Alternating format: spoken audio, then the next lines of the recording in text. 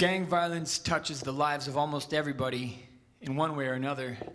Whether you got involved yourself, or you had a friend or a family member who did, or maybe you just had a chance to at some point in your life. The temptation was there, but you didn't take that road. You did more like Jay-Z did. He said he drove past the fork in the road and went straight.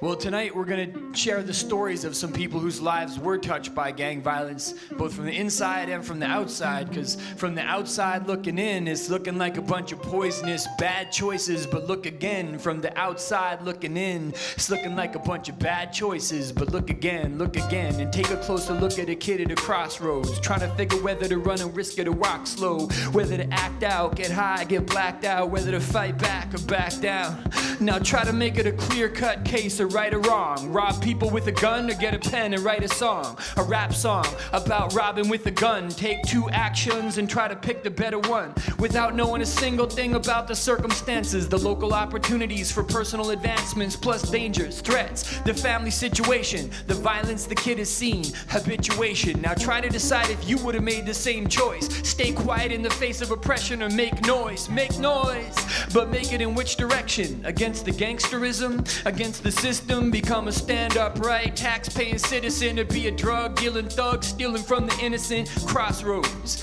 Hey, come and join us. We got your back now, but don't disappoint us. We're gonna put a weapon in your hand cause you're the new kid and teach you how to use it.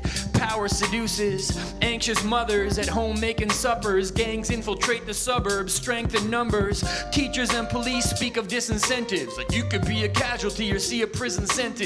And that's when your former fair weather friends will reveal that the loyalty is just pretend. And then you're in the clutches of a more sinister inner circle of hardcore prisoners and other crossroads. Take a life when directed or fend for yourself unprotected. Get the message?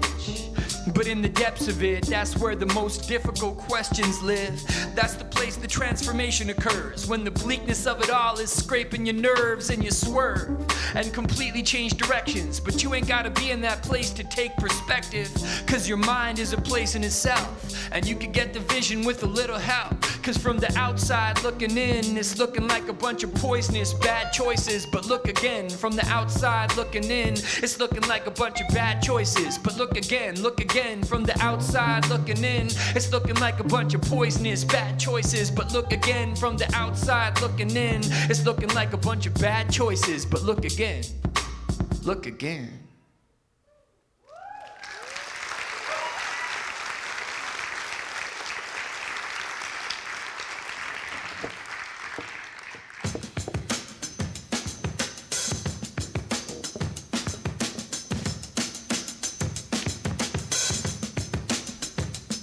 Crime pays, that's a fact worth facing. At this very minute, there's a bit of money making happening within a block or two of this very location, and not a thing a cop can do to stop it. Yeah, drugs poison our community, but people do drugs. That's a profit opportunity for somebody that's ready, young, willing, and able, and not about to leave a pile of money on the table. Yeah, people do drugs. Why? Cause they're fun. Get high, get drunk, forget an addiction, get paid whenever somebody gets off on them. Tax-free, even in Colorado and Washington. It's really bad for everybody on average, but a few are making out like bandits. As civilian casualties rise, they be screaming west side, east side, gang banging and drug dealing for the money and adrenaline rush feeling. Plus, if you didn't notice, all the fly ladies wanna be a Beyonce beside a Jay-Z selling drugs on the road to fame. Nicki let him hit it cause he sell cocaine. Selling drugs, everybody knows your name.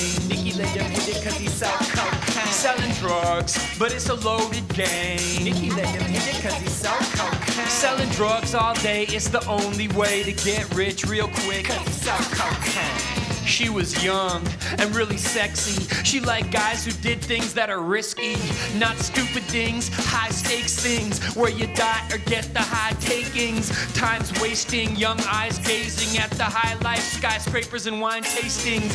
Locally there's some income inequality, so study up on winner takeology. Are you with the soldiers or goat herders? Do you flip burgers or commit murder?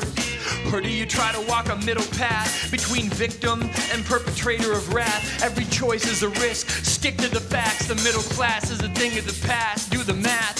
2 plus 2 equals 4. Hardcore, money-hungry gangbangers, and they're looking to score. And they know about the danger, but look at the rewards. The risky proposition that they're pushing towards. The power, the money, they want to be around that. Fall down, bounce back, listen to the soundtrack. Drugs, yeah, they're totally gray. I let them hit it 'cause it's all cocaine. Drugs, rap music knows the way. I let them hit it 'cause it's all cocaine. Selling drugs, hey, don't be afraid. I let them hit it 'cause it's all cocaine. Selling drugs all day, it's the only way to get rich real quick. 'Cause it's all cocaine.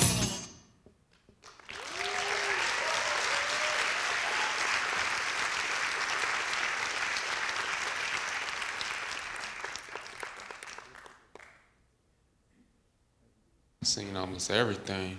I seen the killing, and I seen fights like regular, like almost every day when I was in high school.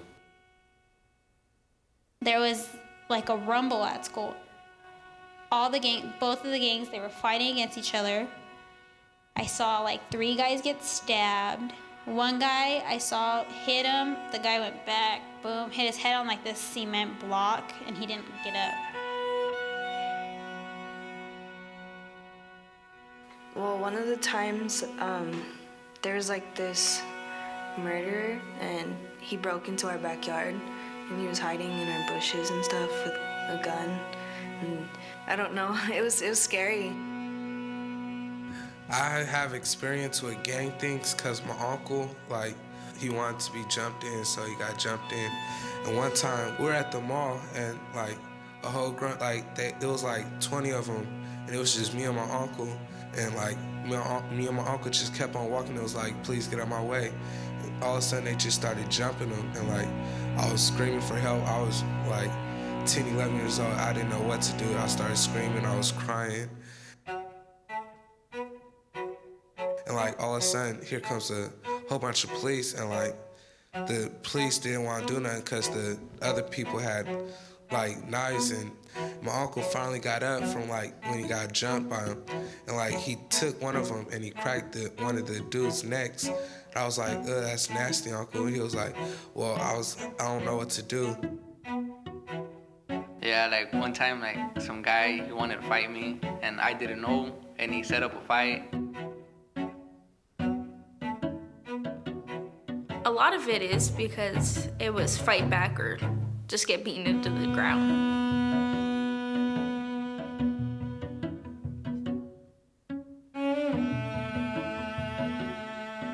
If you're born into a poor family, well, you don't have the choice to just, step out and go to a richer family. Like, I can see why people, steal, why they kill, why they're greedy,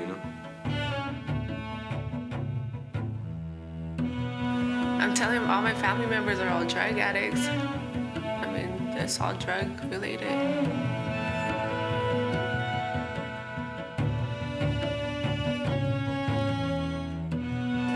It's like you mess with one of us, you mess with everybody.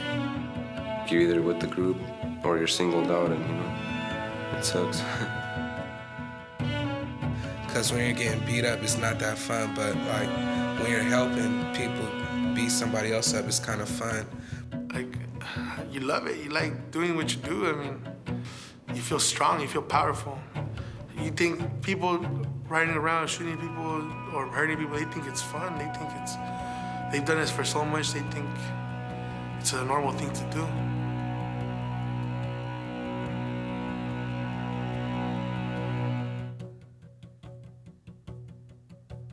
We have like gang members in my family, but it's like we don't talk to them because we try to stay away from them, and especially me because I have a baby. Yeah, my mom had issues with drugs and prostitution and in and out of jail and stuff. Yeah, because I was out running the streets when I was like 5. No, I was constantly in fights. A lot of it was from my brother and my dad. On their side of the family, there's a lot of gang. So I was automatically labeled.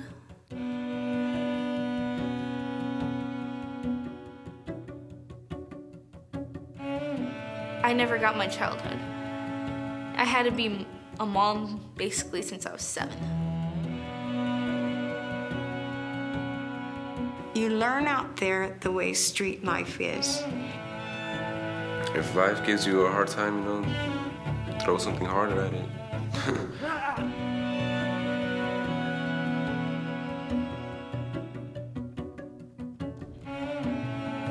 Well, I really don't know how to like cope with it, so I'll just go out and go party. That's how I get in trouble. I identified with the feral cats, you know, because they come out at night, they're untouchable, they don't trust, you know, until they get to know you.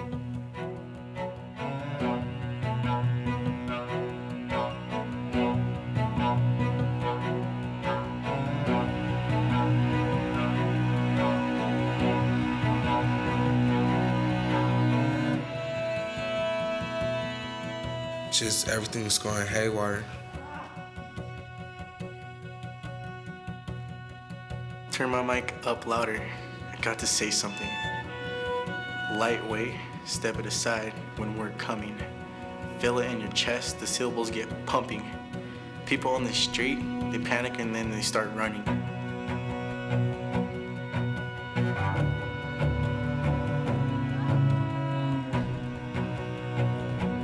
But you have to be real. People fight to solve problems.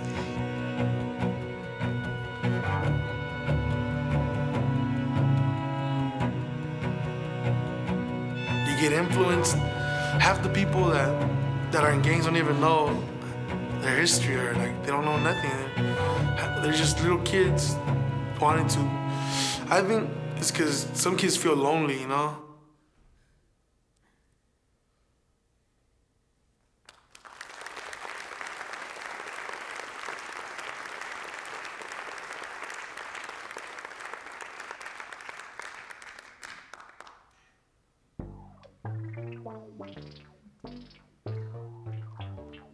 You feel strong, you feel powerful, you feel like you're unstoppable.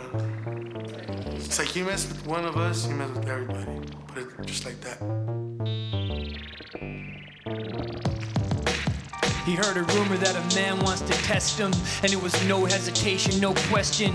Name the time, the place, and the weapon of choice, and go ahead and bring the rest of your boys. It's better to catch a beating than be humiliated. Plus he's got a brother that's affiliated, and the gangsters he hangs around with told him he could help them out and sell some ounces, but only once he's got a bit of a street rep, cause out here weakness is seen as a defect. So lately he's a lot more provocative, acting out hip-hop scripts with accomplices. Who wants it? Who wants it? Who wants it? Who wants to talk nonsense and get stomped quick? His mama told him you don't need fights, but he wasn't trying to live an adrenaline-free life. And every kid he ever met who backed down from a scrap ended up as just a blip in the background. And he was destined to be somebody, even if he had to beat someone bloody.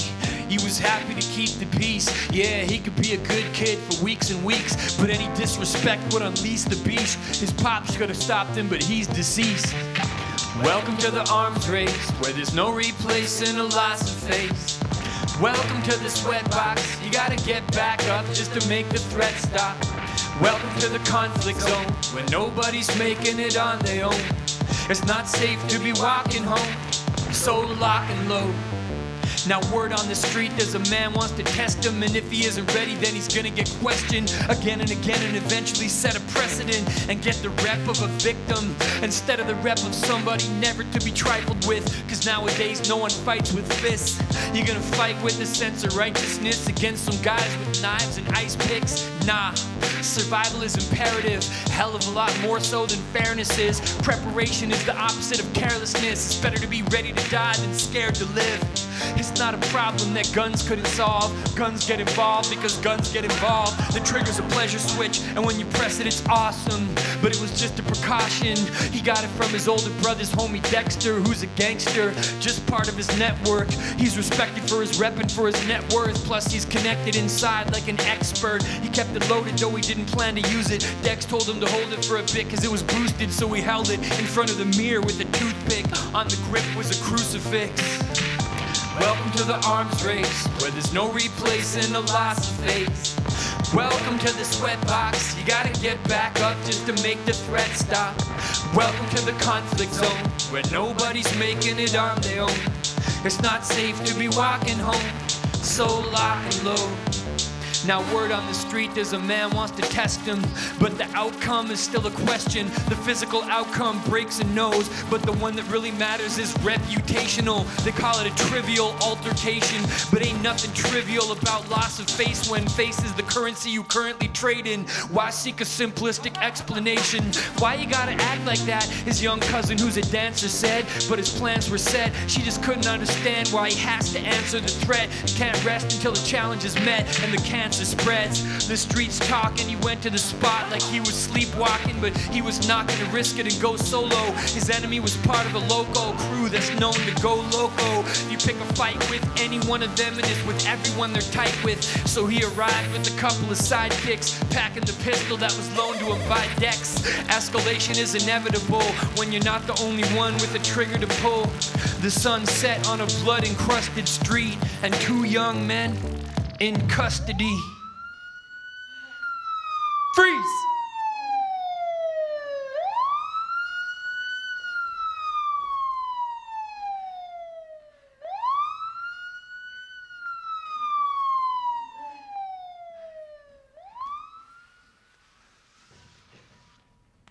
The boys in the hood got a lot of pride.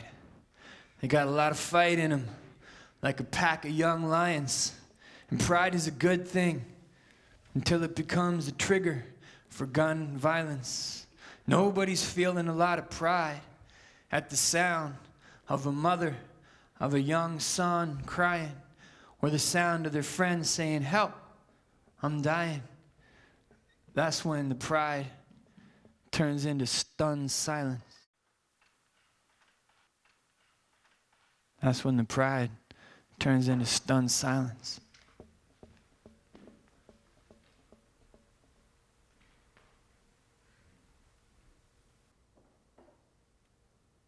Some of your friends, when they get shot, if they get killed, the reality is you have to see their family members go through some heartaches.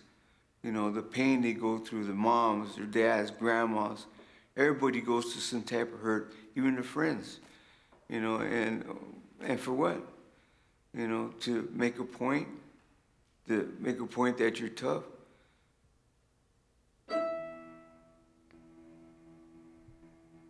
I lost a lot of people, so, to gang violence.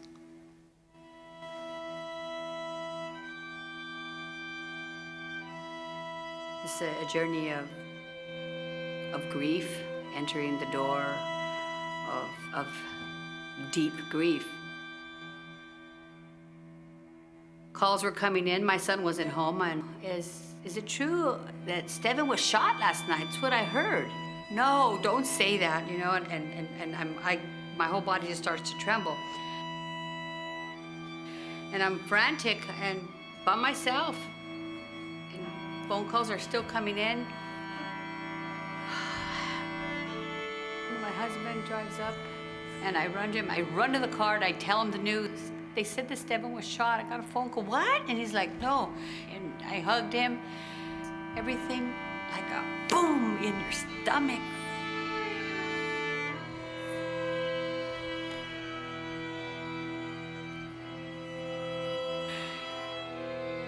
It was just so sudden, and we just fell. And we fell on the ground and cried. I couldn't get up anymore. I had no energy.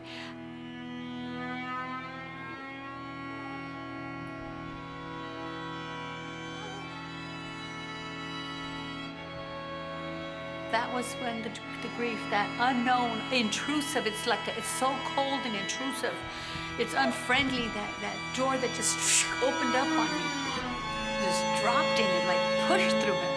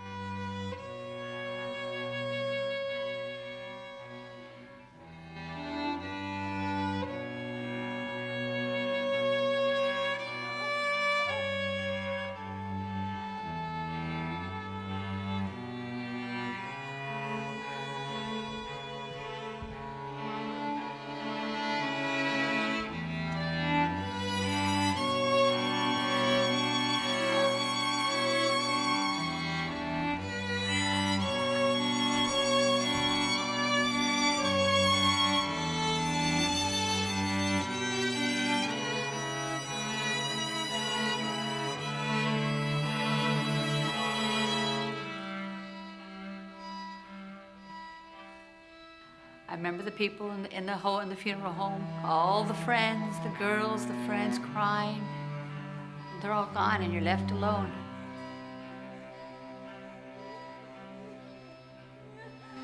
And it sunk in, and I saw all I had was a candle and a photo of my son.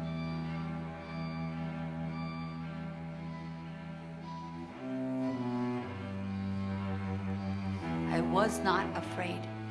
I was a mad, angry mom who was hurt in her heart.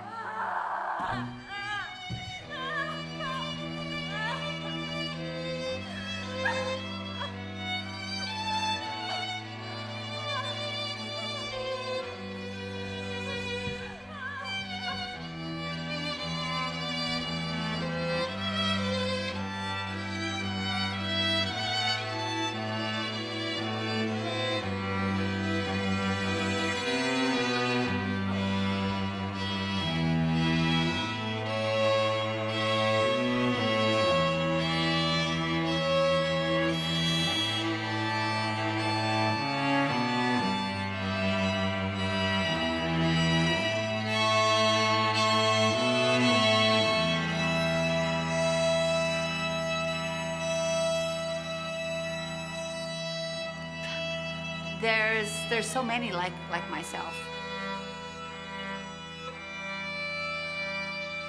I'm reminded of the pain that I experienced that day because you're told the worst news, the worst phone call of all, or the worst knock at that door that we all feared has come to reality, and it's happening daily.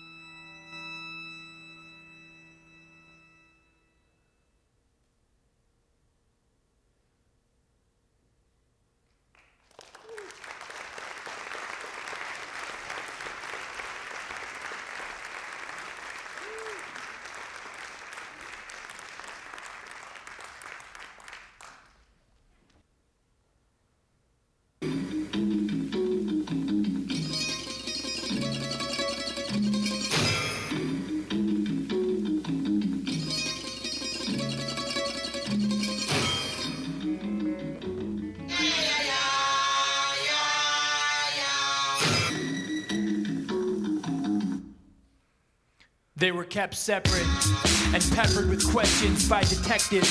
Yeah, now check the method. We found your fingerprints on the murder weapon. So where'd you get it? Yeah, it's connected to several other felonies recently committed.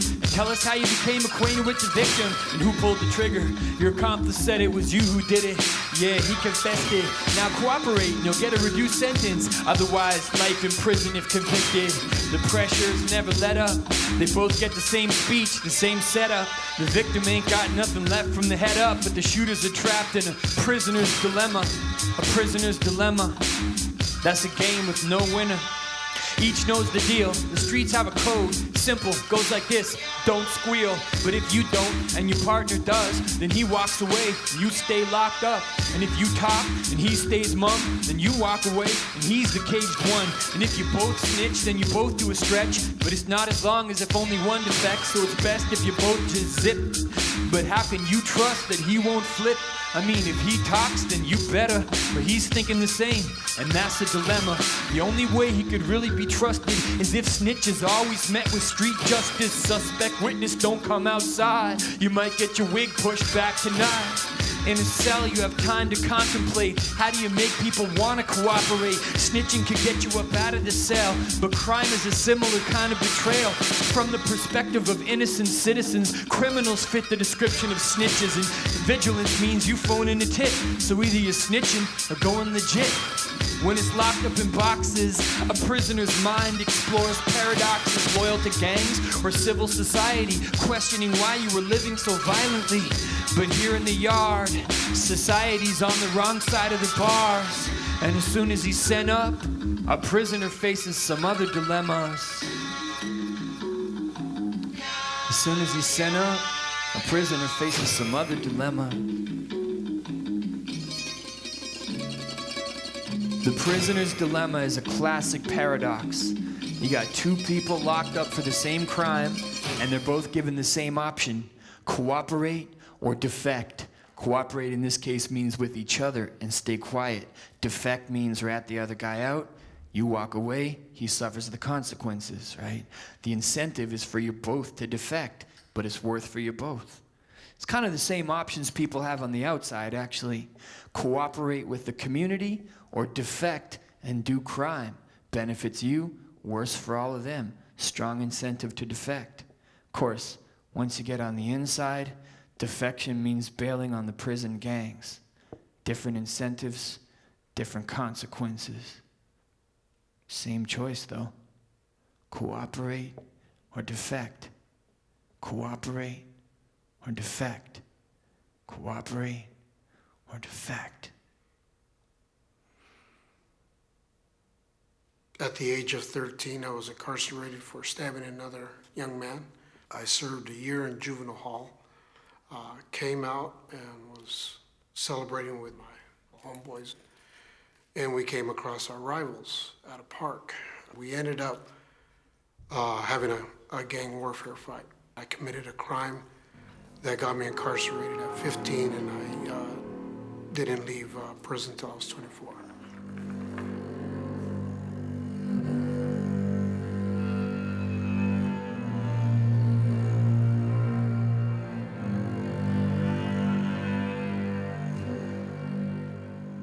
I was out on the streets for just a little less than 6 months and committed 2 attempted murders. When I went into prison, my mindset at that time was, I am receiving 22 years. And the only thing that I could think of was becoming of rank and status. And I achieved that.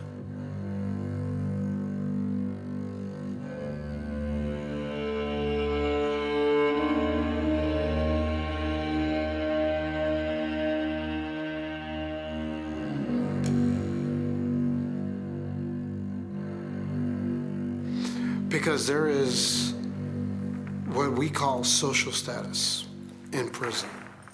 It's a recognition. And with that recognition comes power.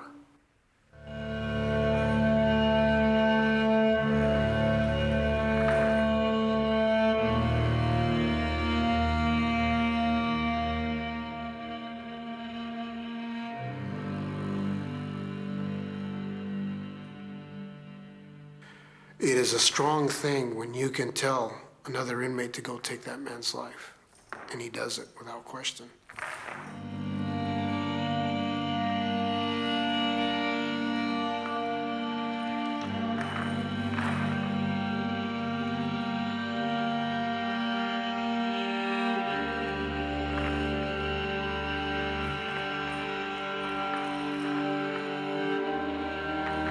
While serving this time, I became a validated gang member.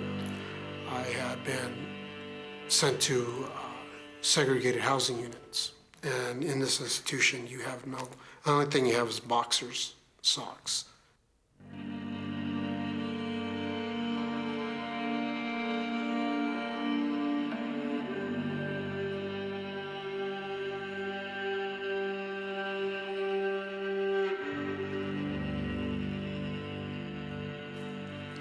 And when I was there, we were pitted at two-man cell, out in the yard, and we'd fight for it. It was cockfighting. The tattoos that we wear are our shields. When we go to dog cages and we work out, it's to let the other inmates know that this is the shield that's gonna hit you. And when we walk away, you're gonna see our shield in the back that took your life.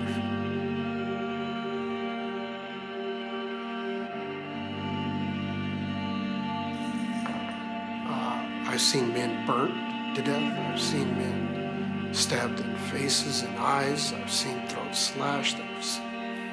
It's beyond the scope.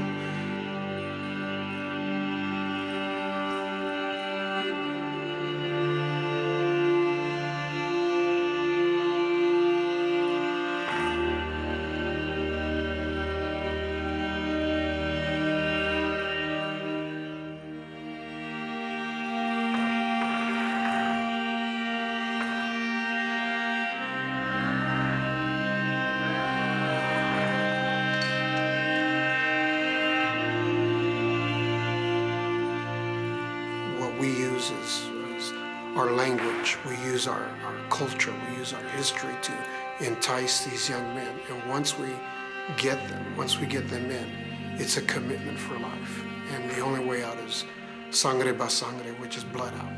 And you will give your life to it.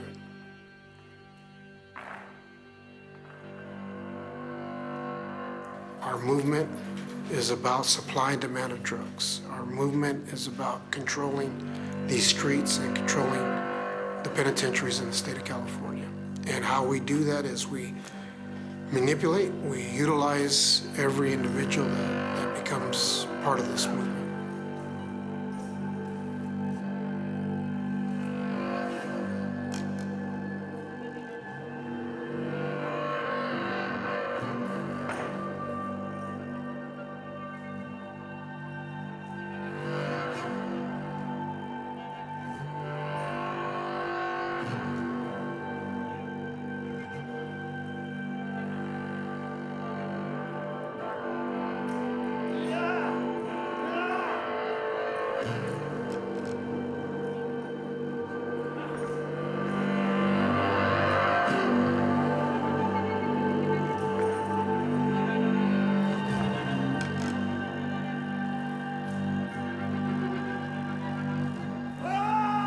If you're going to represent us, you're going to represent us with your life. And when you represent us with your life, you are going to be looking at social status when you come to prison. You will be this individual, and you will call shots, and you'll have orders, and you'll be given territory. But they don't tell you the after effects of it. You're going to have to degrade yourself. You're going to have to take human life.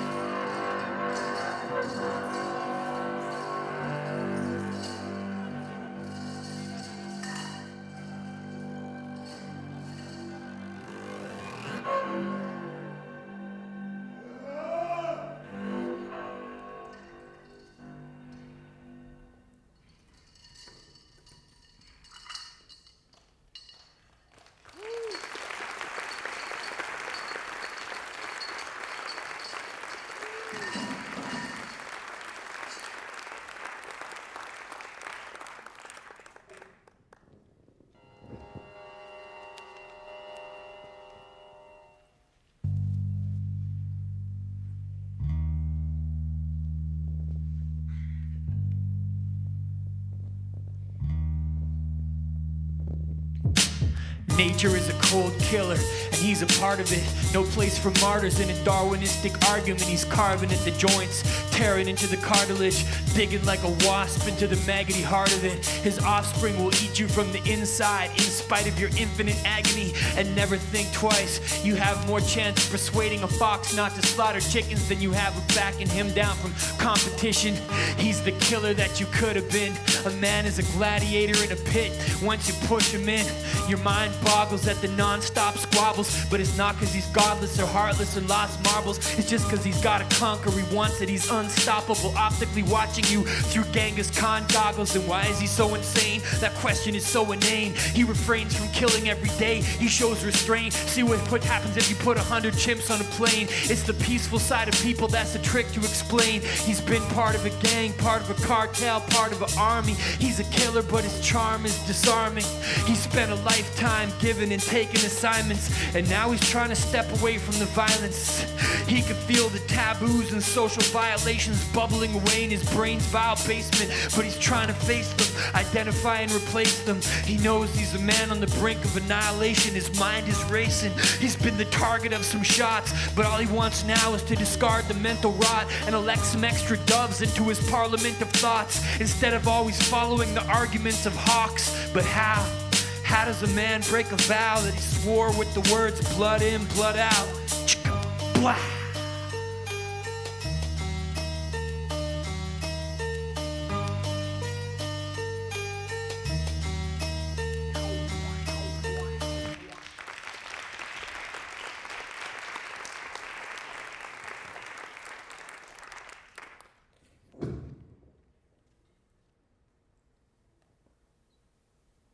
Those stories that they've told me, I'd be like, wow, that can really happen. It's happening to me right now.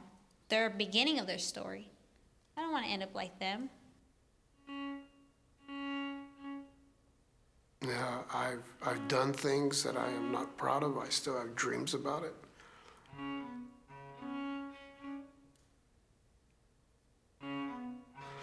I had a mentor that I idolized when I went to prison. He was a ranking general, one of the founding fathers of the movement. And when he walked away, to me, he was a coward.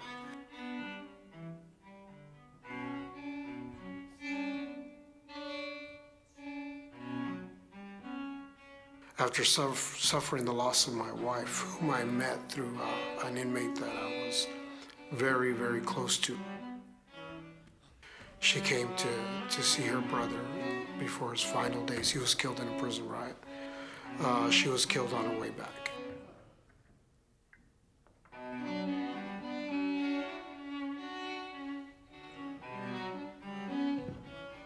And I began to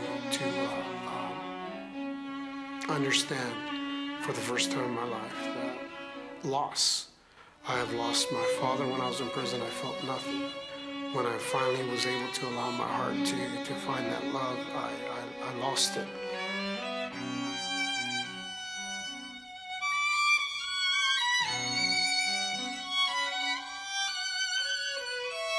Well, at this time in my life, I decided to reach out to him because he had walked away, and I wanted to know how would I go about it.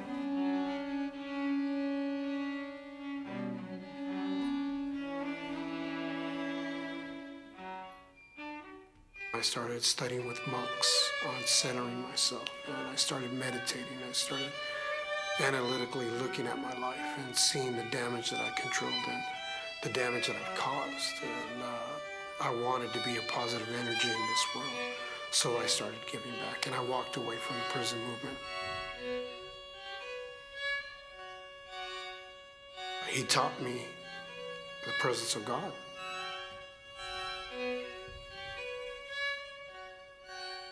It's not about the ink on my body. It's not about where I've been. It's who I am today and how I have found grace today.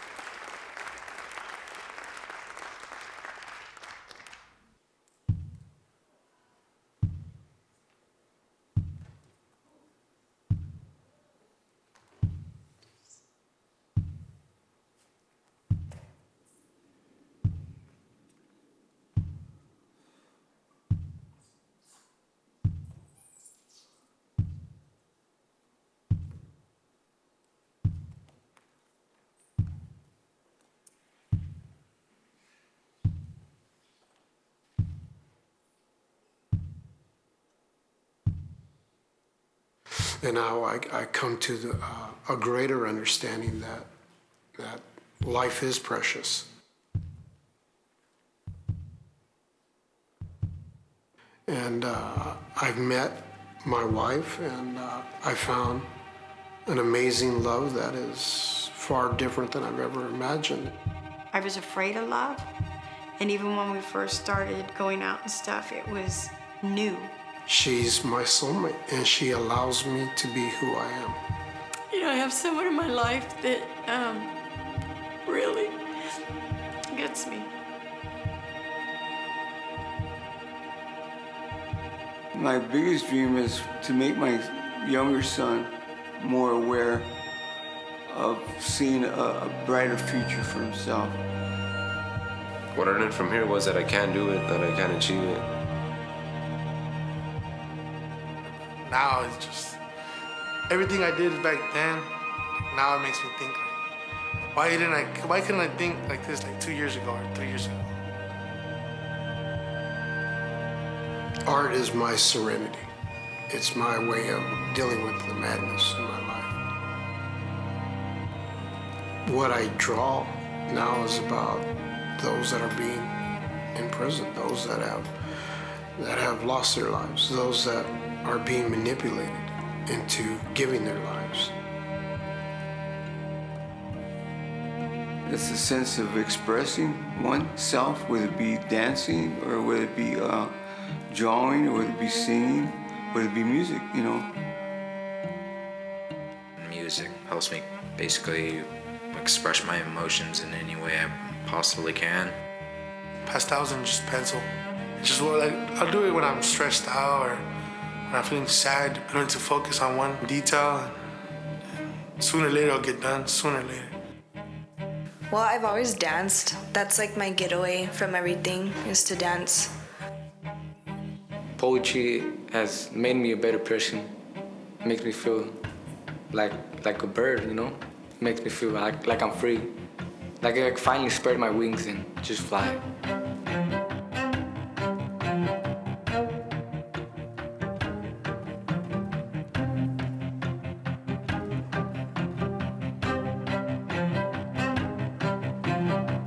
So it's trying to shift people's imaginations about how to work with young people, how to work with the most troubled, and how to bring them out of their trouble through their own gifts, their own geniuses, their own capacities to be fuller human beings.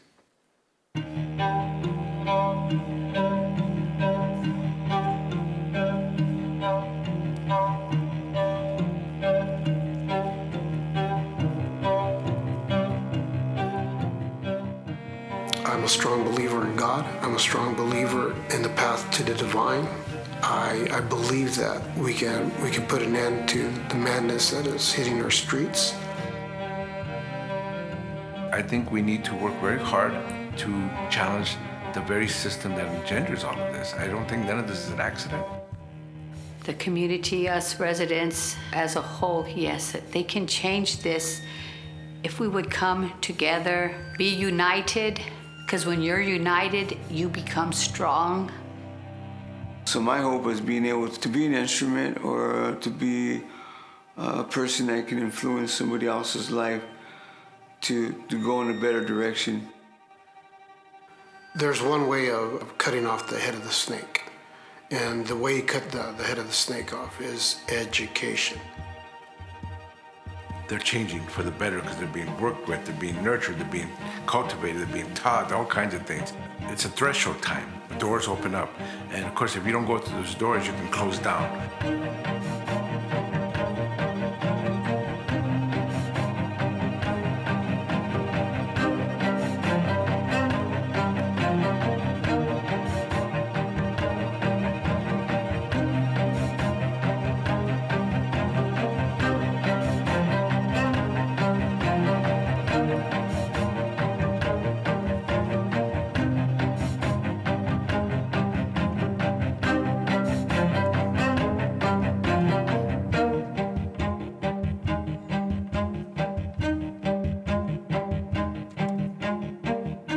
It's all a path of enlightenment.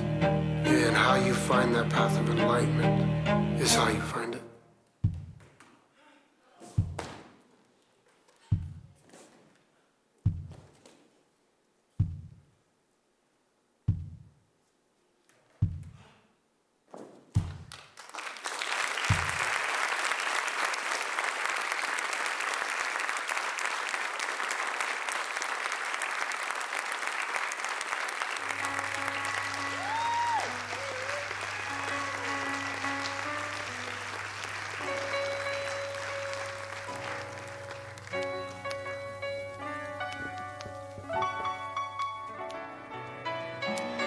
We came together to watch and listen, to step into the center of a tough decision. We came together to bear witness to the bridges crossed and the consequences. So take a second to reflect on how you got to this bridge by opting in and opting out of different competitions. For each of us, the bridges that we cross are different, but for each of us, the odds are different. And when you're facing different odds and holding different cards, there's wisdom in just listening instead of being quick to judge. You can switch your cards up, but it starts with envisioning a different bridge to cross. And if you're lost, ask for directions. There's no Google map for the path to redemption yet. So let those who made it show the way. Some get it from dancing, some get it from paint, some get it from faith or from learning as a student, some get it from making dope hip-hop music, but everybody gets it by achieving respect from some other means than either violence or sex. As soon as you can see yourself as part of something greater than a means to an end or the lowest common denominator, then yes, people can change directions. All it takes is a change in perspective, because from the inside looking out, it can look like nothing but bad choices, but look around from the inside looking out, it's looking like a bunch of limited choices. But look around, you might be surprised by what you found if you look around. Thank you.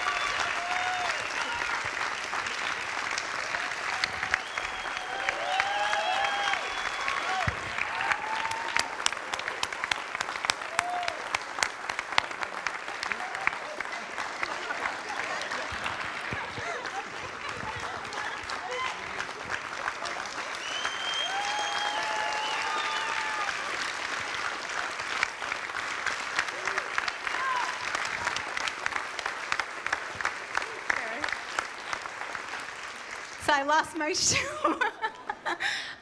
Thank you so much. First of all, I want to thank Western Stage for presenting us. And I want to just say amazing to the dancers and to Bava. What a beautiful performance. I feel like I'm going to cry. Thank you. Colt Geiger, Jones Welsh, Bava Brinkman, Annie Talmadge, and Philip Wainwright. Yeah.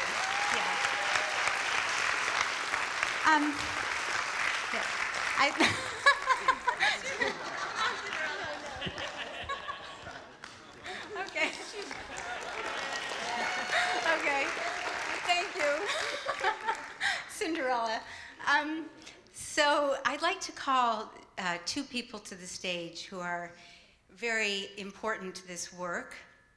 Judge Phillips and Susie Brusa. I hope you're close. Yeah. Yes. Yes. Good, I'm not doing very well. Yes. This piece started with a conversation that I had with Susie Brusa, who is the executive director of Rancho Cielo. And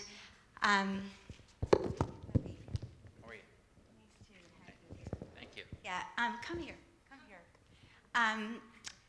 Rancho Cielo is really the wonderful initiation for this piece and gave us sort of guidance and access to a remarkable place that's truly magic. If you haven't been there, you must go to their Culinary Institute. If you don't know about Rancho Cielo, it's a vocational and educational program for people in our community who are having trouble with getting through normal education, and maybe the people who we interviewed there are, their stories are represented in this piece. Judge Phillips, thank you for the vision to create Rancho Cielo and all the work you did to make it a place that it is today that's serving our community and really providing solutions to the issue that we're trying to talk about. And Susie, thank you as executive director for building and making the place grow in all kinds of ways. I have a dear friend who is a beautiful artist and also a former gang member. And he created this work that I would like to see hang somewhere appropriate at Rancho Cielo. And I'd like you both to take this, and I'd like everyone to give a round of applause to Judge Phillips and Susie Brusa.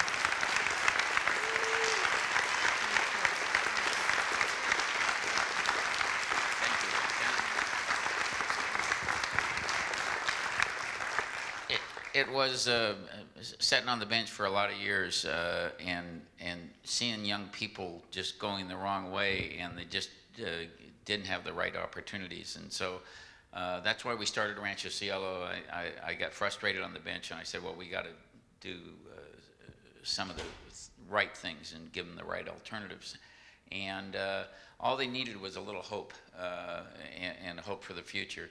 And I remember when we were working, trying to dig the trenches to get the place open so we could do it, and we worked every weekend. And I remember saying, well, I wonder if these kids are ever going to appreciate what we're doing. And one of the fellows came out of the ditch and he says, if we impact one kid and turn one kid around, it'll be worth it all. And we've impacted a lot of kids. All you have to do is give them the right opportunity and show them the right direction, and you can see a meaningful change. And so it's growing so much, but it's provided so much opportunity, and we thank you for your recognition today. This was truly beautiful presentation. Thank you. Thank you. We would like to invite you to stay for a panel discussion. We have a wonderful panel and a wonderful moderator. I know not everyone likes to stay for questions, and it's not a question and answer, it's a panel discussion, but we're going to take just a few minutes to bring out chairs and microphones. And if you'd like to leave, you're more than welcome to do that, but we hope you'll stay and continue this conversation for a bit longer. Thank you.